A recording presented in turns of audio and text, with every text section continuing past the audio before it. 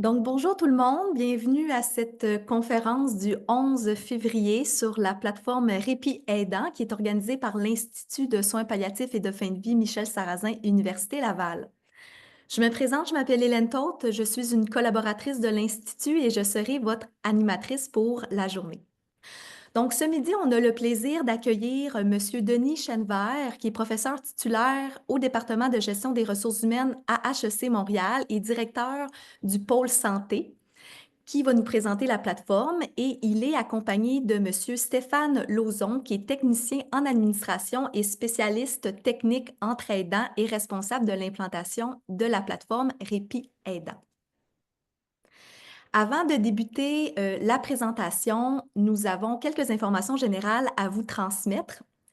Donc, veuillez noter que cette présentation est enregistrée et qu'elle sera disponible en rediffusion sur les chaînes YouTube de l'Institut de soins palliatifs ainsi que de Pallium Canada. Cette présentation sera suivie d'une période d'échange. Donc, nous vous invitons à utiliser l'option de questions-réponses dans le bas de votre écran Zoom pour y inscrire vos questions tout au long de la présentation. Elles seront adressées à nos deux conférenciers à la fin de celle-ci. Par ailleurs, on tient aussi à vous mentionner que la conférence fait partie du projet ECHO de Pallium Canada. Donc, le projet ECHO en soins palliatifs, c'est une initiative nationale de 5 ans qui vise à cultiver les communautés de pratique et à établir un développement professionnel continu. Donc, ce projet est soutenu par une contribution financière de Santé Canada. Veuillez noter que les opinions exprimées ici ne représentent pas nécessairement celles de Santé Canada. Avant de laisser la parole à nos deux conférenciers, nous souhaitons mentionner que dans un esprit d'amitié et de solidarité, l'Université Laval rend hommage aux premiers peuples de ces lieux. Étant la croisée des peuples Huron-Wendat, Wabanaki, Innu, Atikamekw et Wolastoqey, nous honorons nos relations les uns avec les autres. Donc, sans plus tarder, je laisse la parole à nos deux conférenciers pour nous présenter la plateforme. Et je tiens à mentionner qu'évidemment, il n'y a pas de conflit d'intérêt par rapport à la présentation actuelle. Donc, Monsieur Chenevert, je vous laisse la parole. Merci. Merci, merci à vous, merci à l'Institut de me donner la chance de vous adresser la parole aujourd'hui. Et effectivement, je n'ai pas de conflit d'intérêt, même si j'ai beaucoup d'intérêt à vous parler aujourd'hui. Donc, je ne sais pas si ça en fait un conflit, mais ça, c'est autre chose. Donc, la première chose, donc, le plan va être un plan plutôt traditionnel. Donc, je vais présenter un peu la prochaine danse où on en est aujourd'hui un peu au Québec. Et surtout, je dirais, accorder de l'importance à la démarche. Qu'est-ce qui nous a amené à vouloir développer une plateforme numérique pour offrir aux proches aidants la possibilité d'avoir accès à du répit nous, on appelons répit atypique, qui est quand même une particularité en matière de répit. Comment on a déployé la plateforme et son historique de déploiement et finalement les grands enjeux et défis. Il y aura à l'intérieur de la présentation une démonstration de la plateforme. Donc, Stéphane Lauzon, qui est le technicien spécialisé dans l'implantation de la plateforme, va prendre une dizaine de minutes pour vous montrer un peu les différentes fonctionnalités de cette plateforme afin que vous puissiez vous faire une idée un peu plus opérationnelle du mode de fonctionnement de cet outil. Donc, sans plus tarder, la prochaine, merci beaucoup.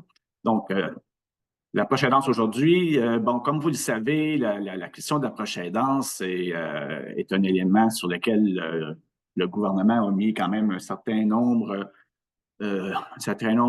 d'enjeux et de programmes pour venir en aide là, aux proches aidants. C'est devenu un élément central dans la mesure où même il y a, comme vous le savez, une ministre attitrée à la proche aidance au Québec, donc Mme Sonia Bélanger. Donc, ça démontre un certain intérêt à cette question et c'est pas complètement par hasard cette importance accordée à la prochaine danse, que comme vous voyez un peu les données, bon, vous les connaissez sûrement, là, il y a quand même une partie importante de la population québécoise, là, on parle de quart de la population qui aura plus de 65 ans en 2036, donc on parle de 2,5 millions de personnes, ce qui est énorme. Donc, il y aura énormément de personnes dans des situations de besoin d'aide. Et on voit bien que le nombre de personnes de moins de 20 ans a été surpassé par les personnes de plus de 65 ans. Donc, on voit qu'il y a un changement drastique du profil socio-démographique de la province du Québec. Donc, ces changements-là, naturellement, n'affectent pas juste le Québec, mais le Québec est une des régions dans le monde où ce phénomène est le plus important.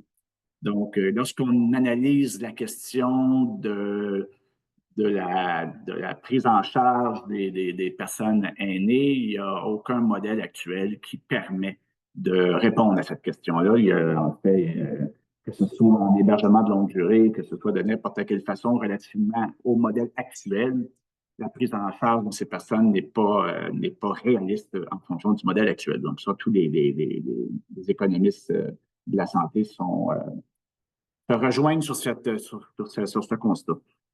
Le succès du maintien à domicile, donc, on voit bien que 1,5 million en 2016, donc il y avait 1,5 million de proches aidants, on doit être rendu sûrement près de 2 millions actuellement. Et une réalité, c'est que plus de 56 de ces proches aidants occupent un emploi. Donc, ce qui amène une confrontation en travers différents rôles qu'ils doivent assumer. Donc, le rôle de proche aidant, le rôle d'employé travailleur et souvent le rôle de parent à la fois. Donc, ces multiples rôles génèrent un ensemble de problématiques à l'égard de l'épuisement professionnel et de la détresse psychologique. Là, les études qu'on a menées sur cette question démontrent clairement l'impact que peut avoir des multiples rôles sociaux. Donc, ça cause un enjeu important. La proche aidance en oncologie, qu'est-ce qu'elle a de particulier? Donc, on a quand même fait quelques rencontres avec l'Ordre des hématologues oncologues du Québec pour leur présenter un peu l'idée qu'on avait derrière cette approche. Donc, ils sont au fait de la réalité que dans le rôle de proche aidant par rapport à l'oncologie, les réalités sont également différentes parce que souvent, le proche aidant devient subitement proche aidant. Il n'était pas prévu. Donc, il n'y a pas une dégradation progressive de la personne dans son état de santé. De façon générale, ça arrive subitement et la dégradation peut arriver également rapidement. Donc, c'est un contexte assez différent d'une personne aînée traditionnelle et cette réalité amène, je pense, une prise de conscience sur comment outiller les gens qui vont devoir assumer ce rôle, les outiller pour être capables de passer à travers cette épreuve, pour l'avoir vécu personnellement à 2 reprises. Ce sont des moments difficiles. Souvent, on se sent un peu démuni derrière tout ça. Les proches aidants doivent vite donc adapter leurs horaires, doivent vite réagir. Ils ont peu d'informations et pas nécessairement le soutien qu'ils auraient besoin.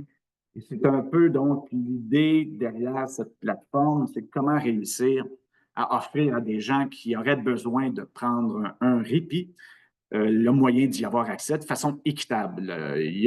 La question du répit, elle n'est pas également partagée au Québec.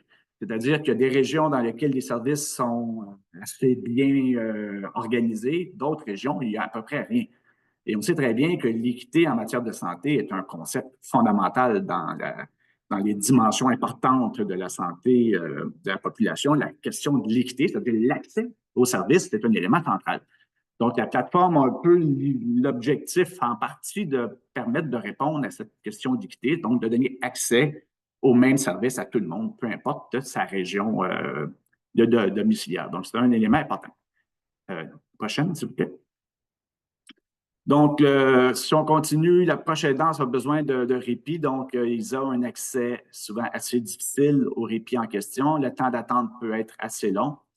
Et souvent, les services auxquels ils ont droit, parce qu'il y a des services, ça existe, c'est pas parce qu'il n'y en a pas, répondent souvent à des horaires assez standards. Et le principe, souvent, d'un besoin de répit résulte, pas toujours, mais de temps à autre, en une urgence. Et naturellement, il est difficile de prévoir une urgence. Donc, on ne peut pas vraiment planifier et anticiper une urgence. Donc, la plateforme vient un peu combler aussi je dirais, ces zones grises dans lesquelles les mécanismes de répit standards qui sont disponibles dans certaines régions ne permettent pas d'aller chercher ces besoins qui sont, eux, atypiques. C'est pour ça qu'on parle souvent de répit atypique. Et ça, c'est une réalité auquel les gens sont confrontés. Donc, il faut donc accroître l'offre, donc accroître un peu l'offre de services, donc accélérer l'accès, donc s'assurer que la personne qui a une urgence puisse avoir rapidement accès sans passer à travers un parcours du combattant, donc être capable assez rapidement d'avoir ce service. Faciliter l'accès, comment faire en sorte que je puisse rapidement avoir accès sans me sentir jugé, parce que souvent, le proche aidant, une de ses caractéristiques, lorsqu'il vient le temps d'aller chercher de l'aide, c'est qu'il ne veut pas se sentir jugé. Tu sais. Il a l'impression d'abandonner la personne aidée en demandant de l'aide pour pouvoir prendre un moment pour lui. Et ce sentiment-là, bien, naturellement, la plateforme l'élimine en partie parce qu'il n'y a pas de contact humain directement. Tout se fait de façon automatique. Donc, la personne se sent moins jugée par ce phénomène de stigmatisation, on pourrait dire, du besoin d'aide du proche aidant. Accroître la flexibilité et l'étendue des services offerts aux proches aidants d'aînés.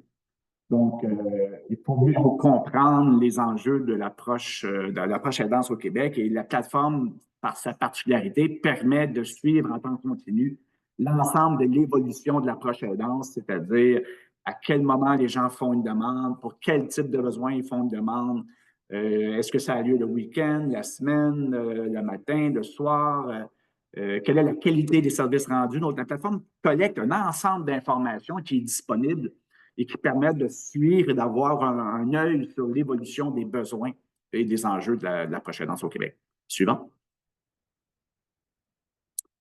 Suivant la démarche. Donc, comment tout ça est apparu dans le radar, naturellement? Là, bon, moi, je ne suis pas un clinicien, donc je n'avais pas de prime abord cette idée-là en tête, là, même si j'ai fait déjà de la prochaine danse personnellement et que j'avais également fait un projet de recherche pour l'appui relativement au contexte de la prochaine danse en situation de travail. Donc, j'avais une sensibilisation à la question de la prochaine danse. Donc, il y a eu des cafés-rencontres de manière à mieux comprendre les besoins des proches aidants. Donc, il y a eu plusieurs rencontres avec ces derniers. En parallèle, il y a eu une équipe d'étudiants du MBA à HEC Montréal qui, dans leur programme et leur projet de fin de session, devaient donc intervenir. Ça fait partie du programme du MBA à HEC. Donc, les étudiants en fin de programme doivent faire une intervention en entreprise. Donc, ils sont 5 étudiants dans 5 domaines différents. Et donc, ils avaient été sollicités par le CIS du Bas-Saint-Laurent pour adresser cet enjeu d'accroître l'accès aux services de répit. Et donc, moi, j'ai supervisé cette équipe. Et donc, on a commencé à regarder les besoins. On a fait du design thinking avec les proches aidants en question. Et l'équipe d'étudiants a produit un rapport et a décrit quel devrait être le service rendu à ces proches aidants pour faciliter l'accès à la proche aidance. Suite auquel, notre projet a été réalisé, un rapport d'une centaine de pages a été rédigé, produit et remis au CIS du Bas-Saint-Laurent qui avait fait la demande d'adresser cet enjeu-là. Malheureusement, rendu à cette étape, le CIS en question était dans une période comme on est toujours, c'est-à-dire de restrictions budgétaires et de moratoire sur les investissements en informatique. Donc, la programmation de la plateforme n'a pas pu être réalisée, ce qui mettait fin à tout fin partie au projet en question. Et donc, les gens du CIS qui avaient participé au projet, responsables des soins à domicile et autres, étaient déçus de ce constat après avoir fait 6 mois d'efforts pour bâtir quelque chose qui répondait à un besoin. L'un des membres m'a appelé, il m'a demandé si j'étais intéressé avec lui à partir une OSBL pour essayer d'adresser et de trouver une façon de trouver des fonds pour faire programmer la plateforme en question. Et c'est là que je suis rentré en ligne de compte pour trouver du financement pour faire ce cheminement-là, ce premier essai, ce premier projet pilote. Suivant, s'il vous plaît. Si on regarde un peu la cartographie d'une demande de répit au Bas-Saint-Laurent, donc principalement à la MRC de Rivière-du-Loup, avant l'arrivée de la plateforme Répit aidant, vous voyez un peu à quoi ça ressemble. Un proche aidant qui cherchait à obtenir du répit, il y avait 19 étapes à suivre, 6 intermédiaires, au moins 6 appels téléphoniques et un minimum d'une visite en personne. Donc, la démarche et le processus d'accès au répit était quand même lourd et pouvait nécessiter un laps de temps considérable avant d'arriver à obtenir le répit en question. Et là, on parle de répit dans ce contexte-là, du répit typique. Donc, on n'est pas dans des logiques de répit atypique.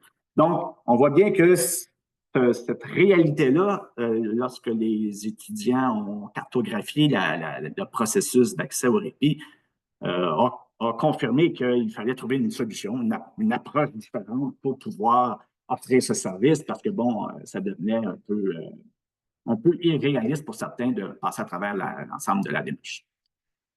Suivant, merci.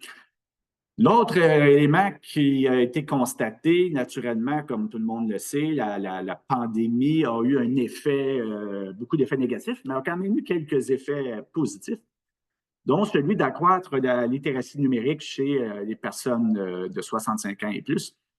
Donc, les études ont démontré que la période pandémique a comme accéléré la capacité de cette catégorie de citoyens à utiliser les outils numériques. Et ça a souvent été une limite importante d'aller vers des approches numériques et des plateformes numériques, c'est-à-dire est-ce que les personnes qui doivent l'utiliser ont la capacité, la connaissance, la littératie pour être capables de l'utiliser convenablement? Et souvent, la réponse était non. Les gens ne sont pas n'ont pas été éduqués dans un environnement technologique comme les nouvelles générations et c'est un frein à l'utilisation de différentes plateformes numériques.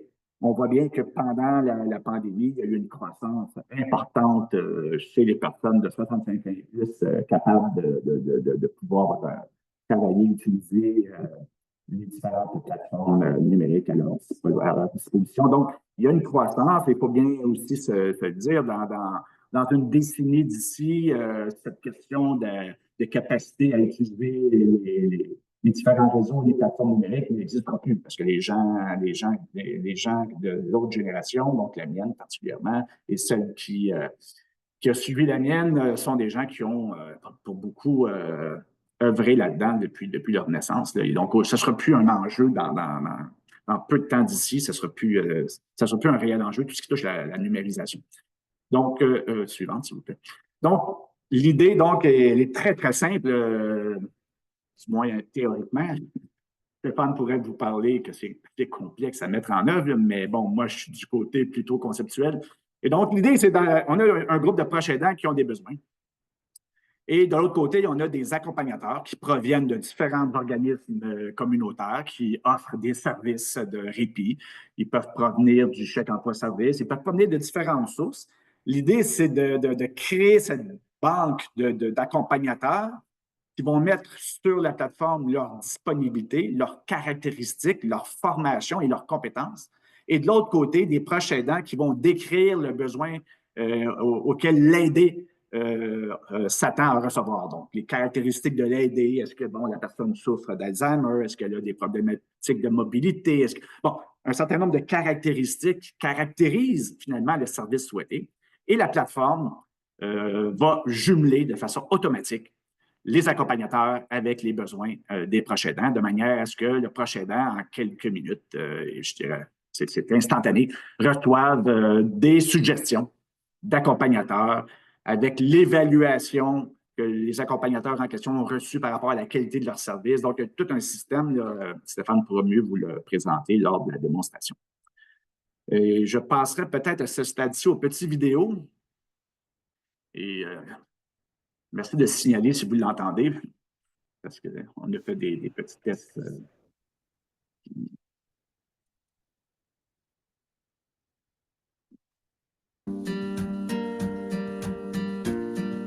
J'aime aider les proches aidants aussi. Ils ont besoin aussi d'être capables d'aller respirer pour revenir au mieux. L'idée de répit aidant a commencé à germer en allant à des cafés-rencontres auprès de proches aidants. Ça ressortait systématiquement qu'ils souhaitaient avoir de l'aide, du soutien au bout de quelques clics, que ça soit littéralement accessible au bout de leurs doigts. Puis, suite à ça, on est une belle équipe de personnes à avoir monté Répit aidant. Répit aidant qui est sécuritaire, aux mêmes normes que le réseau de la santé, qui est accessible 24/7, puis justement qui permet qu'en quelques secondes, les gens accèdent du répit. Elle, ça y change les idées, hein, naturellement. Moi, ça change les miennes parce que je m'en vais. Je vais faire d'autres choses que j'aime aussi. Puis quand on revient, bien, c'est sûr qu'on est tout le temps plus relax. Ça nous a fait du bien. Puis elle, bien contente, hein, si elle a eu une personne qui a cette bien à donner, bien, je l'entends parler. Bonne semaine, là, c'est tout ce qu'elle a fait de cette journée-là, je l'entends parler pendant une semaine de temps. Oh que oui, c'est très simple d'utiliser la plateforme. J'ai inscrit mes disponibilités, puis c'est pas long. Ça y fait du bien. Moi, je vois ça. Je suis contente pour elle. Elle arrive, elle est souriante. Ce que j'aimerais dire aux personnes qui sont chez elles et puis qui peuvent donner de l'aide, en tout cas, moi, ça me rend service. Ça rend service à mon mari aussi, parce qu'il ne se sent pas délaissé. Ça va vous apporter beaucoup, puis à nous aussi. De rencontrer ces accompagnateurs, c'est souvent, on développe des liens très forts, qui sont des liens presque familiales. On reçoit autant que qu'est-ce qu'on donne, que ce soit juste un regard, un sourire. C'est très, très important. Puis nous autres, bien, si c'est accessible, c'est wow.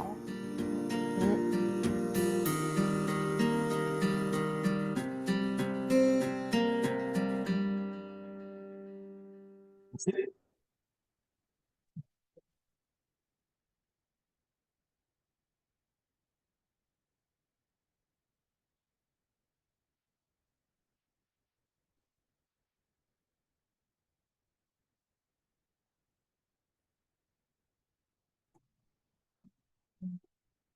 Je ne sais pas si on a sauté une diapo ou peut-être, je ne sais pas. Non, c'est bon. Parfait.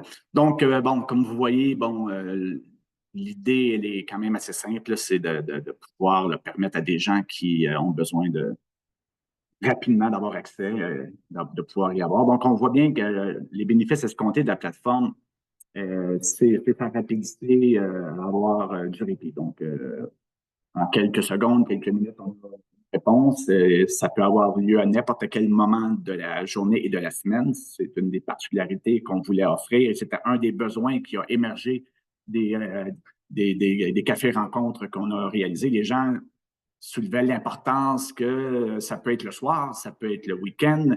Le besoin peut arriver à différents moments et ce besoin ne trouvait pas un service disponible, du moins dans la région là, du Bas-Saint-Laurent. Donc, hausse de la qualité de vie. Donc, naturellement, le prochain aidant qui peut sentir qu'il y a ce soutien disponible, bien, ça réduit énormément le stress. Et on sait qu'éventuellement, le stress génère de l'épuisement. Donc, la personne qui sait qu'elle a un outil disponible, qu'elle peut aller chercher rapidement du répit pour des urgences médicales, pour des problématiques de travail, pour différents éléments de sa propre vie, bien, ça lui permet de pouvoir exercer son rôle en ayant l'esprit beaucoup plus tranquille. Donc, ça accroît l'autonomie. Les gens sont beaucoup plus autonomes. C'est eux qui décident à quel moment. Ils ont donc uniquement la plateforme dans laquelle ils doivent s'inscrire, qui est quand même assez simple comme processus.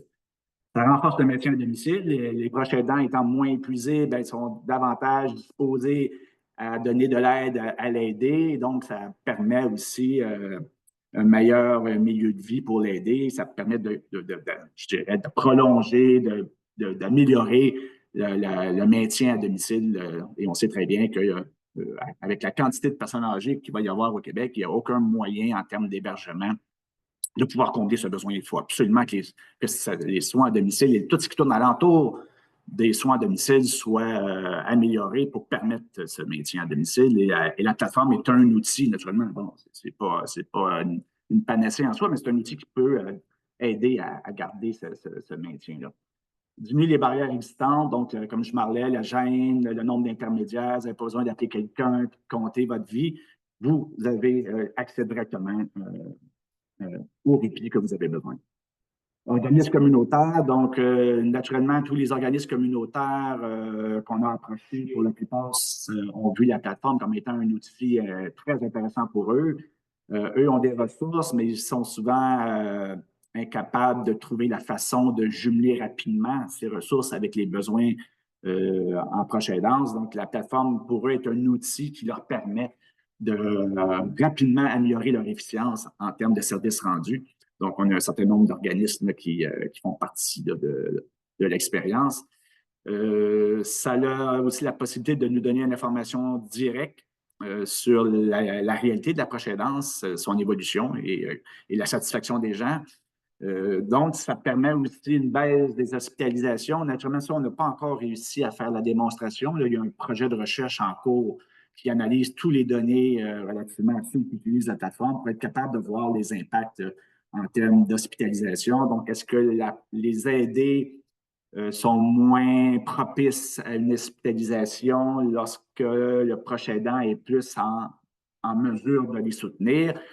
Théoriquement, oui, mais bon, il faut faire la démonstration empirique. Puis est-ce que les proches aidants, sachant qu'ils ont accès à ce type de répit, bien, ces gens-là ont moins de risques d'épuisement et finalement de devoir consulter ou d'être hospitalisés? Donc, ça reste encore empiriquement à être démontré, mais bon, on peut s'attendre à ce qu'effectivement, il y ait un élément de cause à effet dans ce processus-là. Donc, l'idée, c'est vraiment de mobiliser toutes les énergies, toutes les ressources pour offrir un meilleur service possible. Plusieurs autres parties prenantes, donc au niveau communautaire, comme j'ai dit, beaucoup de groupes sont impliqués. Les employeurs, pour eux, il y a un effet important.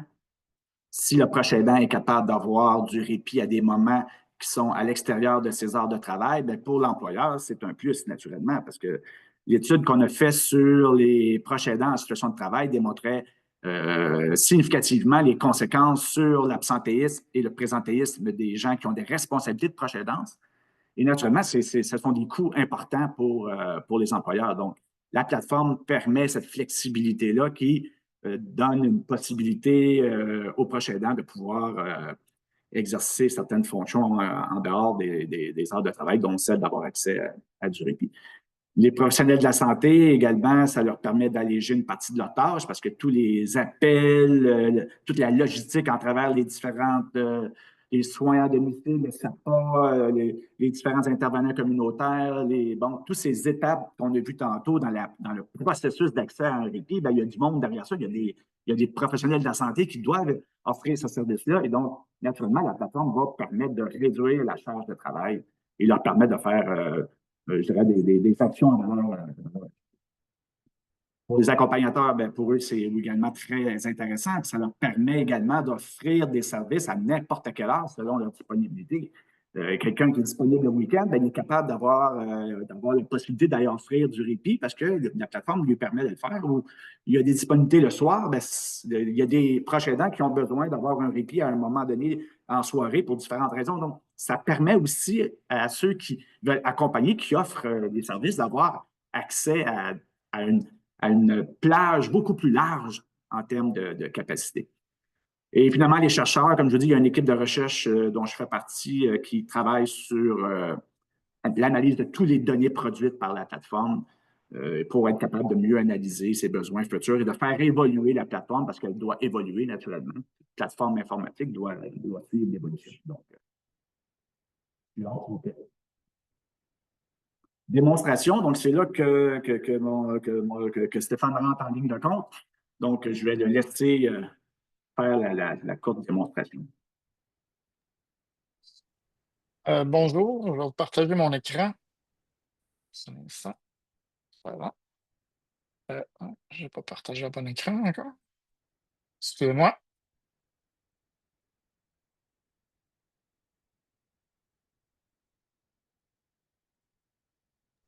Bon. Comme mon collègue Denis dit que c'est super facile, est-ce que vous m'entendez? Oui. Ouais. Non, super. Donc, c'est mon collègue Denis, il dit que c'est super facile, effectivement. Donc, on a les accompagnateurs, puis on a les personnes proches aidantes. Donc, les deux mis ensemble font un pairage de critères. Puis ces critères-là, ce pairage-là va prendre en considération que il y a un jumelage de personnes puis qui va pour offrir du répit à domicile. Donc, ici, je vous montre un peu. C'est super facile. Donc, les personnes s'inscrivent sur la plateforme, ils rentrent leur information personnelle, ils créent leur compte. Puis, un peu plus bas ici, on a des situations qui sont les critères de pairage. Fait que c'est ces critères-là qui vont faire en sorte qu'il va y avoir un jumelage entre la personne proche aidante et l'accompagnateur, le travailleur qui va se déplacer à la maison pour offrir du répit. C'est super facile. Donc, ici, je viens de vous montrer la personne proche aidante. Puis, j'ai la même chose ici. Je vais vous ouvrir la personne accompagnatrice. Pas tellement long, ça va faire par ouvrir. Excusez-moi. Bon, c'est bon. Fait que ici, la même chose, quand que l'accompagnateur crée son profil, il rentre de l'information, puis il vient chercher ici des critères qui vont faire en sorte qu'il va avoir un pairage. Il vient cocher est-ce qu'il est à l'aise avec l'exemple le TDAH, le TDAH ou des déficiences intellectuelles ou ainsi de suite. Donc, ces choses-là qui sont créées, qui sont cochées, fait en sorte qu'il va avoir un pairage. Donc, je vais vous montrer ici par la suite. Je vais juste basculer dans mon autre. Excusez-moi, je vais basculer dans mon autre. Bon, pardon. On va rapetisser ça un petit peu d'abord ici. Oups. Excusez-moi, j'avais tout rentré tantôt, puis ça l'a lâché.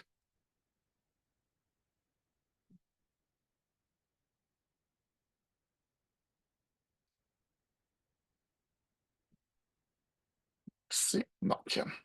Donc ici, je vous montre la personne proche aidante qui accompagne une personne aidée ici. Donc, cette personne-là, c'est super facile pour faire un répit. Je vais venir pouvoir créer, elle va pouvoir demander un répit ici. Elle va choisir, exemple, la journée qu'elle désire avoir un répit. Exemple, on parle de vendredi soir, c'est la Saint-Valentin, donc elle va demander un répit pour la soirée. Puis, elle va rechercher ici. Donc, par la suite, elle a des personnes accompagnatrices qui ont offert la disponibilité selon la plage horaire qui a été proposée. Donc, cette personne-là, elle peut choisir les personnes ici qui sont déjà là en fonction en fonction de l'horaire ou la préférence qu'elle peut avoir. Par la suite, aussi, la plateforme offre la possibilité de savoir si les intervenants ont déjà été déjà donné du répit à la Ange Clément ici, qui est à la personne aidée qui est là. Donc, on a 3 personnes qui ont déjà été. Donc, on a le choix de choisir qui qu'on voudrait avoir cette journée-là. Donc, pour cette plage horaire-là, on peut choisir ici, Lucie Laverdure. Donc, ici, dans cette création-là, fait que le pairage se fait. Donc, ici, on peut indiquer la raison du répit. Exemple, ça peut être un loisir, vu ça va être la Saint-Valentin. Puis on peut indiquer aussi un message pour informer la personne accompagnatrice qui va se présenter à la maison. Euh, Soit qu'on peut rentrer par la porte d'en arrière ou ainsi de suite. Donc, cette personne-là va voir dans son profil qu'il y a des petits commentaires ou des choses particulières. Donc, dans ce cas-ci, mais la plateforme offre aussi la portion pour du coût que ça peut représenter. Donc, ici, on accepte, puis on vient confirmer la demande. Par la suite, je vais aller vous montrer comment la personne accompagnatrice reçoit le message de son côté sur son profil. Je m'excuse, c'est long un petit peu.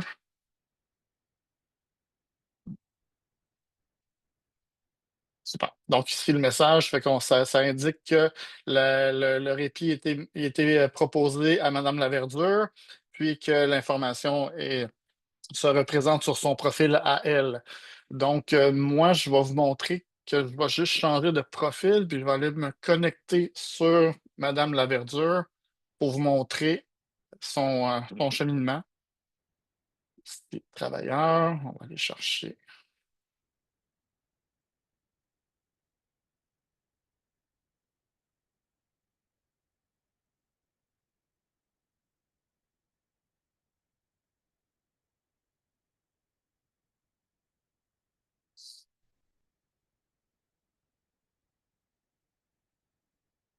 Donc, dans ce cas-ci, Mme Laverdure a reçu la demande ici qu'on vient de créer.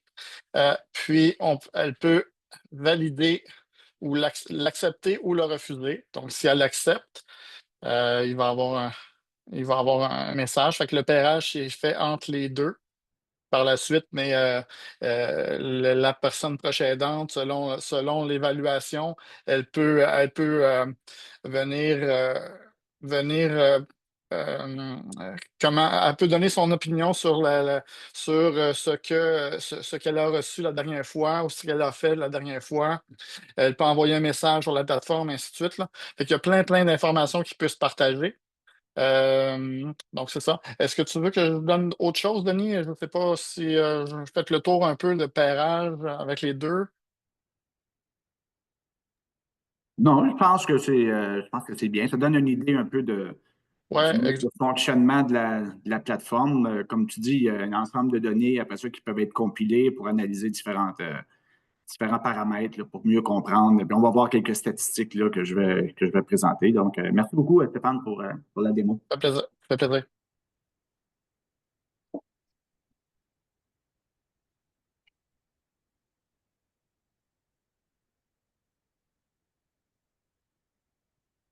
Bon, comme vous voyez bien, selon la démo qui a été faite, c'est pas très complexe là, à utiliser. Naturellement, toutes les organisations qui y participent reçoivent une formation là, personnalisée pour qu'ils puissent utiliser pleinement là, les spécificités de la plateforme. Donc, c'est un accompagnement, un soutien qui est offert par la plateforme en question. Donc, prochaine, s'il vous plaît. Donc, voici un peu l'implantation, la stratégie d'implantation de la plateforme. Donc, en hiver 2021, le projet des étudiants du MBA dont je vous parlais, fondation d'entraidants, donc l'OBNL en septembre 2021. Premier financement obtenu de l'appui à la fin de l'année 2021. Première MRC dans laquelle la plateforme a été implantée, c'est Rivière-du-Loup. Donc, le projet pilote a été réalisé dans cette MRC en juin 2022. Deuxième financement à l'été 2022, implantation graduelle des autres MRC du Bas-Saint-Laurent jusqu'à aujourd'hui où à l'automne et cet hiver, on est après implanter la plateforme dans la région de Chaudière-Appalaches. Mais cette fois-ci, non pas pour uniquement le répit de proche aidant d'aînés, mais également pour le prix de proche aidant pour les personnes handicapées. Donc, on est sur une autre catégorie d'aidés, ce qui amène aussi son lot de complications, là, mais bon, ça, on peut éventuellement en parler, là, mais on a ajouté une clientèle qui n'était pas présente là, initialement dans la démarche. Prochaine. Donc, 80 des proches aidants contactés jusqu'à présent se sont donc montrés intéressés. 70 se sont inscrits sur la plateforme. Les organismes communautaires offrant du répit, pour la plupart, ont trouvé l'approche intéressante et offrent leurs services via la plateforme. Naturellement, sur la plateforme, il peut y avoir également toutes les informations sur qu'est-ce qu'il y a dans la région de la personne aidée, quels sont les services disponibles. Donc, c'est une plateforme qui contient également d'autres informations. 85 des travailleurs du chèque emploi-service contactés se sont montrés intéressés et se sont inscrits. Jusqu'à présent, il y a eu plus de 300 jumelages effectués, l'équivalent de 1231 heures de répit. Donc, c'est là où on en est. Chaudière-Appalaches n'est pas implanté encore. On est en processus de test en ce moment. Donc, ce sont les données pour le Bas-Saint-Laurent uniquement. Donc, il reste encore des MRC. Donc, bon, c'est petit, là, mais on voit un peu l'évolution des répits depuis 2022. Donc, on voit que, bon, il y a des fluctuations selon le mois en question. Il y a des mois dans lesquels il y a plus de demandes que dans d'autres mois. Donc, ça me paraît aussi un élément. Donc, quand je parlais d'être capable d'analyser un peu les besoins, bien, ça nous permet de voir un peu comment évoluent les besoins en matière de répit. Et vous avez le nombre d'heures qui est indiqué donc, dans l'autre graphique. Donc, ça représente naturellement le nombre de demandes de répit. Là. Et donc, on voit bien que le nombre d'heures fluctue également en fonction des mois de l'année. Donc là, pour l'instant, depuis 2022, on collecte des données tranquillement et on voit qu'il n'y a quand même pas une si grande différence entre la demande et le répit réalisé, parce que quelqu'un peut faire une demande de répit, mais finalement, il n'y a aucune ressource qui est disponible dans la plage horaire demandée. Mais de façon générale, jusqu'à présent, on a un bon affinage entre les demandes et les disponibilités des ressources là, et les accompagnateurs en question. Donc, on arrive à créer quand même, je dirais, une bonne réponse aux attentes là, des gens qui participent et qui s'inscrivent sur la plateforme. Suivant. Donc, vous voyez de l'autre côté les inscriptions des proches aidants. Donc, vous avez en bleu, ce sont les accompagnateurs. Donc, combien d'accompagnateurs sont inscrits? En orange, vous avez le nombre de proches aidants. Et vous avez en gris, c'est les... c'est qui en gris, Stéphane, déjà? Je me souviens plus. C'est les personnes aidées. Les personnes aidées. OK, le nombre de personnes aidées. OK, merci. Et vous avez dans l'autre graphique le cumulatif la répartition des répits. Donc, on voit donc en termes de jours de la semaine, à quel moment on a plus de demandes et à quelle heure. Donc, c'est intéressant de voir que le week-end est un moment de la semaine où il y a quand même beaucoup de demandes. Donc, on voit samedi, dimanche, il y a quand même les demandes, le nombre de demandes est assez élevé. Les demandes, on en voit aussi le soir. Il y a quand même, ce qui est en bleu représente les demandes qui sont réalisées le soir. Donc, il y a quand même un certain nombre de demandes qui sont réalisées le soir. Donc, ça vous donne une idée un peu de l'évolution pour quelques MRC du Bas-Saint-Laurent. Prochaine, s'il vous plaît. Et vous avez les raisons. Donc, pourquoi les gens ont demandé du répit? Donc, la raison principale, c'est de pouvoir avoir gérer une pause, donc prendre un moment pour soi-même, ce qui pour nous est une bonne chose parce qu'on veut éviter le plus possible que les gens prennent du répit parce qu'ils sont épuisés. Parce que selon notre perspective, lorsque les gens sont rendus épuisés, il est un peu tard pour bénéficier pleinement de ce que la plateforme peut accorder. On aimerait que les gens puissent l'utiliser avant d'arriver à un stade d'épuisement. On voit qu'il y a des urgences. Bon, les urgences santé sont toujours un élément là, qui fait en sorte que les personnes vont faire une demande de répit là, sur la plateforme. La prochaine, s'il vous plaît. Donc, deux éléments. Donc, la plateforme a été récipiendaire de 2 prix en 2023. Donc, elle a été reconnue par l'industrie des technologies par le prix Octas en 2023 et elle a également gagné le prix de l'innovation sociale de l'année de la DREC en 2023. Donc, la technologie, la plateforme a été reconnue comme étant quelque chose qui a une valeur ajoutée importante et dont la technologie elle est à point. Donc, c'est une innovation qui est reconnue là, à l'extérieur là, par les différents organismes. Suivant. Le bilan, surcharge de rôle de la part du personnel du CIS du Bas-Saint-Laurent. Donc, ce qu'on observe, c'est que les gens qui doivent adresser l'inscription des proches aidants, qui doivent communiquer avec eux, qui doivent donc faire le processus de sensibilisation. Les gens donc le personnel est en surcharge, comme vous le savez, partout dans le réseau, et donc ils n'ont pas énormément de temps pour faire la promotion de la plateforme, ce qui est un frein important pour son évolution. Donc, par conséquent, le problème majeur, c'est l'accès aux listes des proches aidants. Nous, comme organisme externe et privé, on ne peut pas avoir accès à la liste des proches aidants. Il faut que ce soit les gens qui soient du personnel du CIS du Bas-Saint-Laurent, ce qui, encore une fois, complexifie énormément la capacité d'inscrire les personnes. Là, on arrive à Chaudière-Appalaches sur une nouvelle clientèle qui amène aussi son lot de défis. Donc, ça, c'est un autre élément sur lequel on travaille présentement. Le modèle d'affaires doit commencer à être revu parce que l'amélioration de la plateforme, comme j'ai mentionné, cette plateforme doit s'améliorer, doit progresser. Donc, il faut trouver une façon de maintenir l'évolution de la plateforme et donc d'avoir accès à du financement pour ce faire. Il y a un projet de recherche-action dans le cadre du projet Bien vieillir chez soi qui est en processus en ce moment, donc il va nous donner un certain nombre de mécanismes d'amélioration. Donc, l'idée, c'est de déployer pour l'ensemble de la province. Donc, on a fait 2 régions et bon, on essaie de voir comment on peut poursuivre le déploiement. Suivant. Donc, on est rendu à la fin. Donc, je pense que je suis dans les temps. Donc, merci à tous. Si vous avez des questions, moi et Stéphane sont heureux de pouvoir y répondre. Super, merci beaucoup Stéphane et Denis pour cette magnifique présentation. C'est vraiment toujours intéressant de voir à quel point on peut utiliser la technologie pour répondre aux besoins grandissants de la population.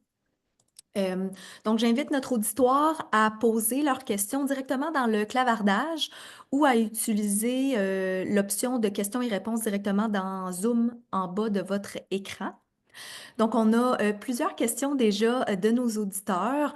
Donc, on a une question au niveau des accompagnateurs. Donc, on nous demande, est-ce que les accompagnateurs remettent des reçus pour réclamation à l'impôt?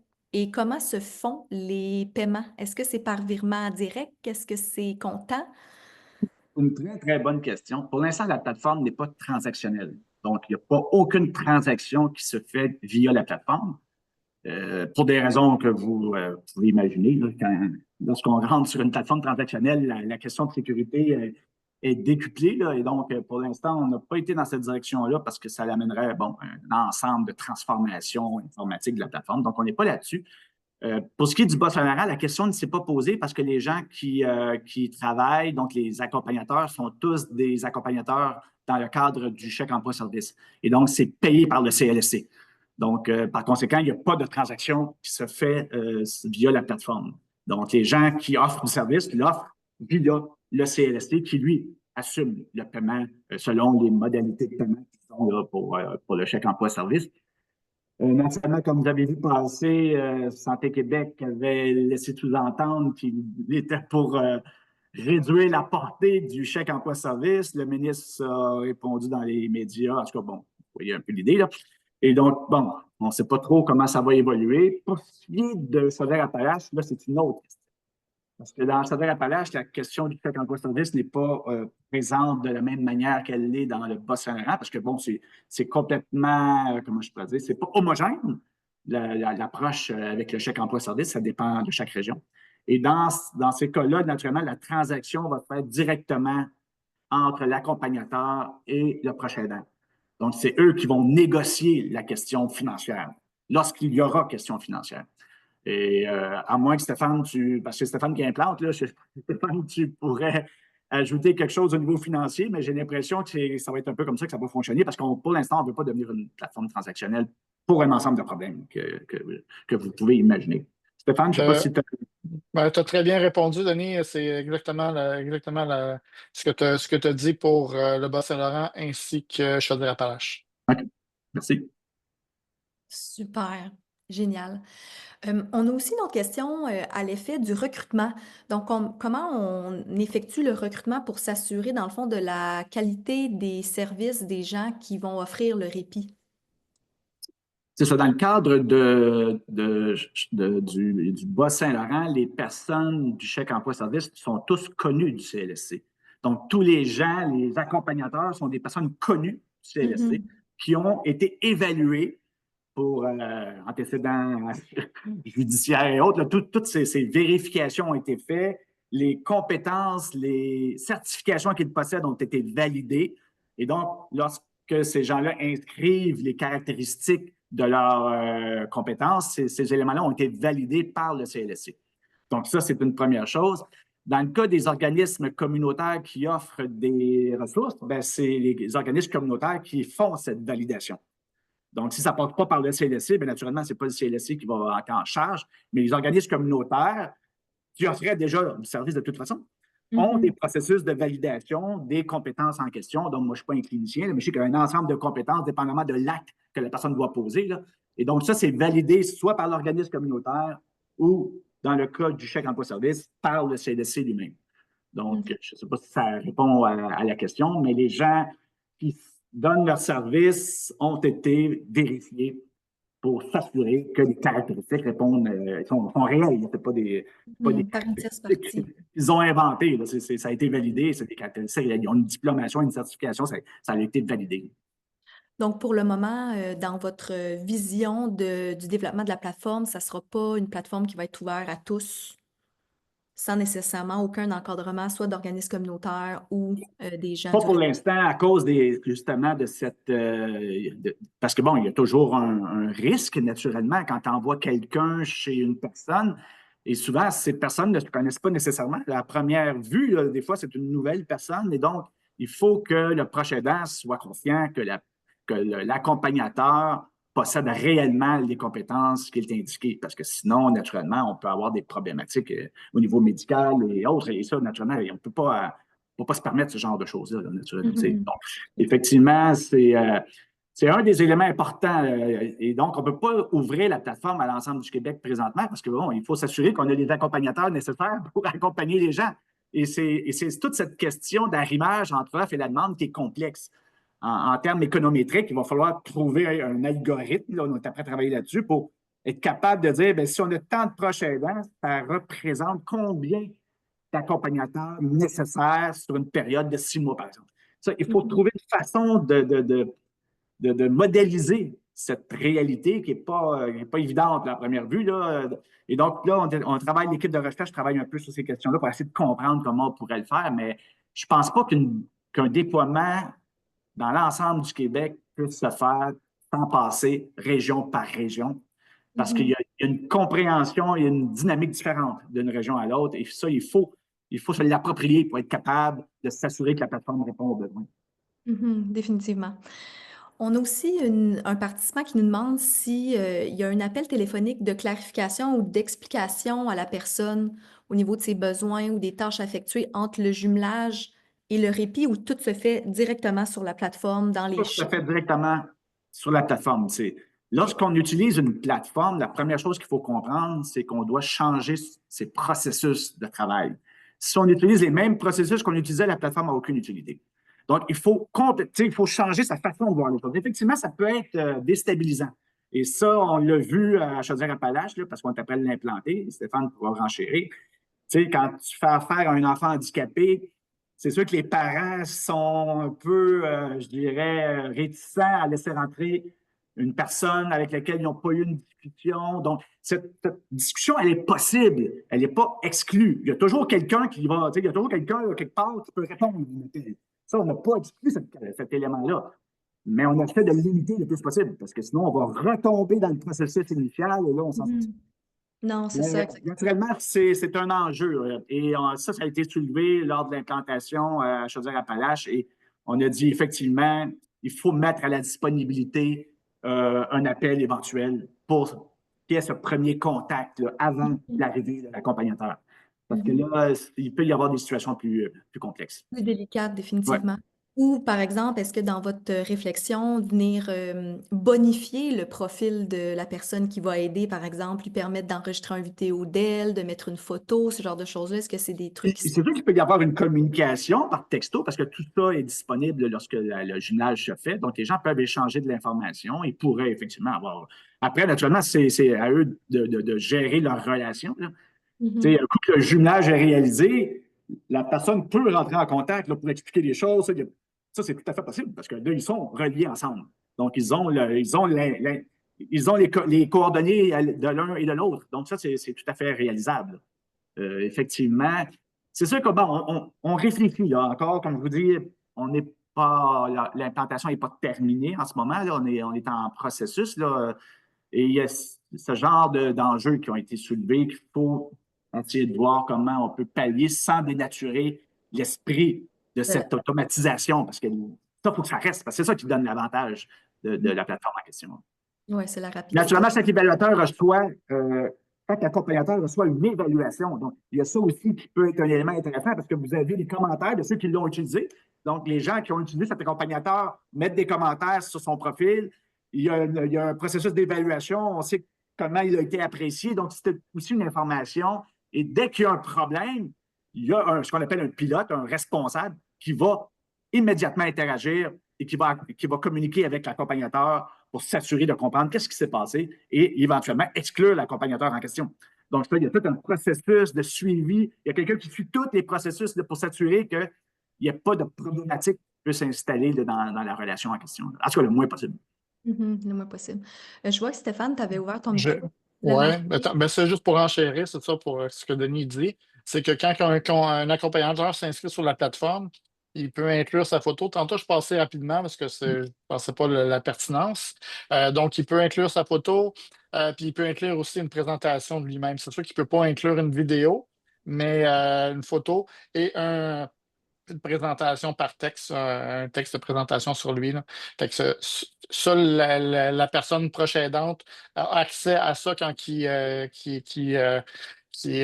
qui voit le pairage, et ainsi de suite, là. Donc, il y a toutes ces choses-là qui sont là, là. OK, super. Ben, merci beaucoup des clarifications. Donc, j'imagine c'est quand le jumelage est vraiment confirmé que là, il y a échange au niveau de l'adresse de l'aidé qui est transmise à l'accompagnateur en lien avec les profils. Tout à fait. Donc, je reste à faire, mais je pense que c'est à ce moment-là qu'il peut y avoir quelque chose, là, parce qu'avant ça, c'est pas possible. Non, non, exactement, c'est ça. Ça prend un pairage, puis ça prend un jumelage pour que les échanges d'informations. Super, merci. Je vois le temps avancer. On a quelques Il questions. y avait une question sur la distance, effectivement, parce que Oui. les codes postaux sont inscrits. Donc, on est capable de. Tu sais, la logique de jumelage se fait aussi en fonction de la distance. Selon les codes postaux que les gens ont mis là, de leur domicile, parce que c'est sûr qu'on ne peut pas envoyer quelqu'un à 100 km de distance, là, ça ne pourra pas marcher. Donc, il y a ça qui est pris en considération également. Là, tu sais. Tout à Et fait. la personne, elle indique combien de distance elle est prête à faire. Elle est prête à faire, c'est ça exactement. Donc, si elle a une voiture ou pas. C'est ça, c'est ça. Tout ça, c'est c'est considéré dans le jumelage. Super. Je vais prendre une dernière question. Donc, je sais qu'on a répondu, pardon, partiellement durant la période de questions. Donc, mais ces revenus, comment les coûts sont-ils déterminés? Donc, ce que je comprends, c'est que quand c'est en lien avec le chèque emploi-service, c'est déterminé par ce programme. Mais par exemple, si on prend Chaudière-Appalaches en lien avec les organismes communautaires, comment le coût va être déterminé? Stéphane, tu me corrigeras, je pense que ce sont les organismes communautaires qui ont leur barème de coûts pour offrir les accompagnateurs, mais là, tu me corrigeras. Là, moi, c'est toi qui implante Chaudière-Appalaches. Moi, là, je ne suis pas là en ce moment là-dessus. Là. Ouais, exactement, c'est vraiment les organismes qui ont des coûts préétablis, puis que chaque accompagnateur fournit leur liste de tarifaires, puis à ce moment-là, c'est transmis aux personnes proches aidantes. Super. Génial. Bien, écoutez, je vois le temps qui tire à sa fin. Donc, je vous remercie encore une fois, M. Chenevert et M. Lauzon, pour votre temps, pour la présentation. Je pense que ça a suscité beaucoup d'intérêt auprès de nos participants. Évidemment, vous allez recevoir par courriel des informations et vous pourrez reconsulter la présentation d'aujourd'hui sur notre site Internet ainsi que sur notre chaîne YouTube. Donc, avant de vous laisser partir, on a le plaisir de vous annoncer encore une fois que nos activités pour l'année 2024-2025 sont accréditées. Donc, si vous souhaitez vous prévaloir des unités de formation continue qui y sont associées, pour un maximal de 9 heures, on vous invite à nous écrire directement sur notre adresse courriel générique que ma collègue Maude Jolicoeur a mis dans le clavardage. Aussi, là, je pense qu'il y a une petite erreur en lien avec le PowerPoint qu'on ne voit pas à l'écran. Mais nos prochaines activités, donc on a une séance de croquettes scientifiques le 12 mars prochain au niveau de la thématique des approches thérapeutiques. Donc, on va avoir la chance d'accueillir nos experts invités, Dr Patrick Archambault, M. Louis-Philippe Grenier, qui est pharmacien et professeur de clinique, ainsi que M. Laurent Béchard, qui est lui aussi pharmacien et professeur assistant à la Faculté des sciences infirmières de l'Université Laval.